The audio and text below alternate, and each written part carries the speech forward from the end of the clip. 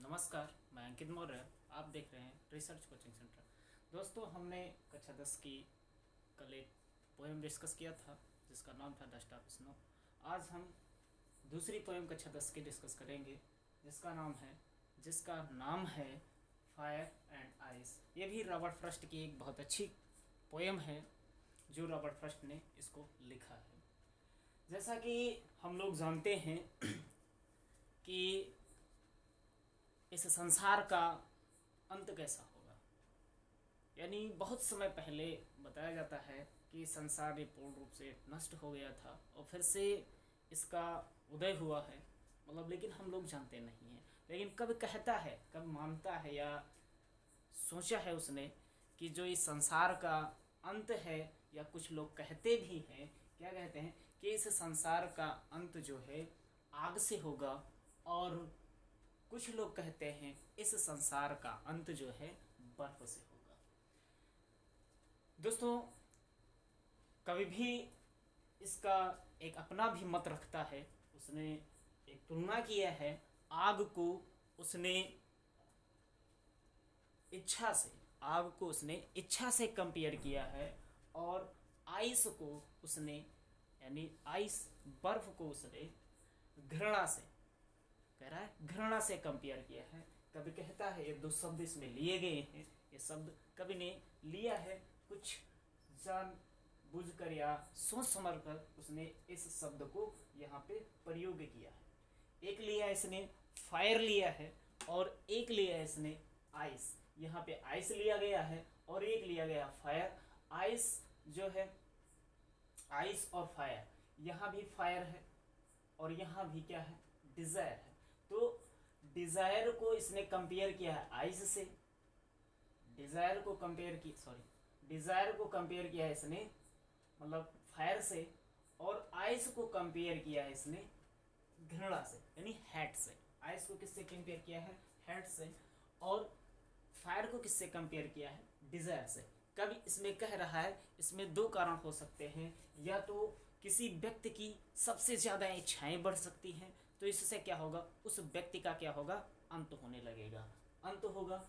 धीरे धीरे उस व्यक्ति का क्या हो जाएगा, अंत हो जाएगा। इसी तरीके से ये पृथ्वी धीरे धीरे क्या हो जाएगी, खाली हो जाएगी, और अंत में पूर्ण रूप से ये क्या हो जाएगा, नष्ट हो जाएगी। और कुछ लोग कहते हैं कि बर्फ से अंत होगा, यानी बर्फ का कंपेयर इसने हैट घृणा से किया है।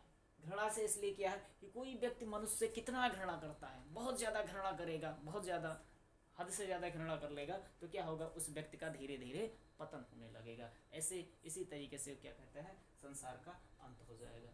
देखते हैं दोस्तों, इस कविता में कवि क्या कहना चाहता है। कहता है, सम से, कब कह रहा है, सम से the world will and in fire.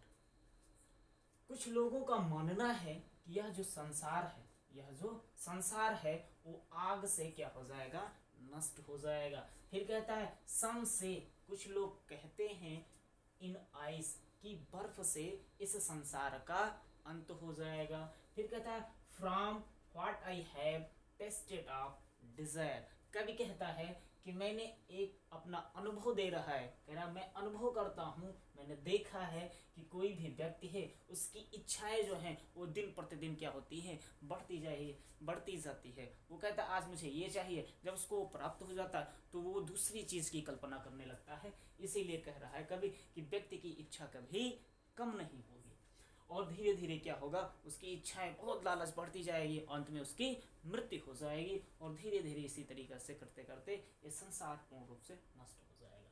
फिर कहता है, आई होल्ड विथ, मैं इससे सहमत हूँ, दोज हु फेवर फायर, मैं इस आग के पक्ष में हूँ, क्या मैं इसका पक्ष लेता हूँ। ये स्टेंजा था, पहला स्टेंजा था ये। दूसरा स्टेंजा में कभी कहता है, देखिएगा, कहता है दूसरे स्टेंजा में, but if it had to perish twice. ये पूर्ण रूप से दो तरीके से बता रहा है। कह रहा है मैं क्या हूँ, पेरिस होता है मृत्यु हो जाती है, टू ट्वाइस, दो बार हो जाती है। कहता है कि दो तरीके से मृत्यु होगी, ठीक है। या तो पूर्ण रूप से इच्छाएं बढ़ जाएंगी, पूर्ण रूप से क्या हो जाएंगी, इच्छाएं बढ़ती चली जाएंगी, अंत में क्या होगा, इस संसार का अंत हो जाएगा।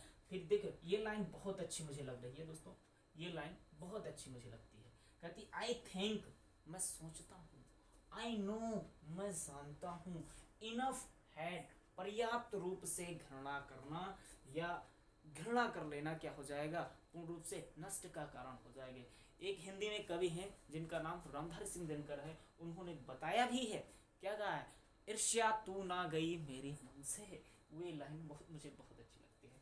कहता है to say that uh destruction ice, ये पूर्ण रूप से डिस्ट्रक्शन मतलब ये बर्फ जो है क्या होगी, विनाश का कारण बनेगी। बर्फ क्या है, विनाश का कारण बनेगी। इज आल्सो ग्रेट, ये भी बहुत बड़ी बात बताई है। एंड वुड इज सफिस, और ये पूर्ण रूप से इतना क्या है, पर्याप्त होगा कि इस संसार का अंत जो है वो या तो घृणा से होगी या तो सबसे ज्यादा क्या होते हैं, मतलब सबसे ज्यादा किसी व्यक्ति की इच्छाएं बढ़ जाएंगी और धीरे धीरे इस संसार का नष्ट होना संभव है या खत्म हो जाएगी। दोस्तों देखते हैं इसकी वर्ड मीनिंग क्या है।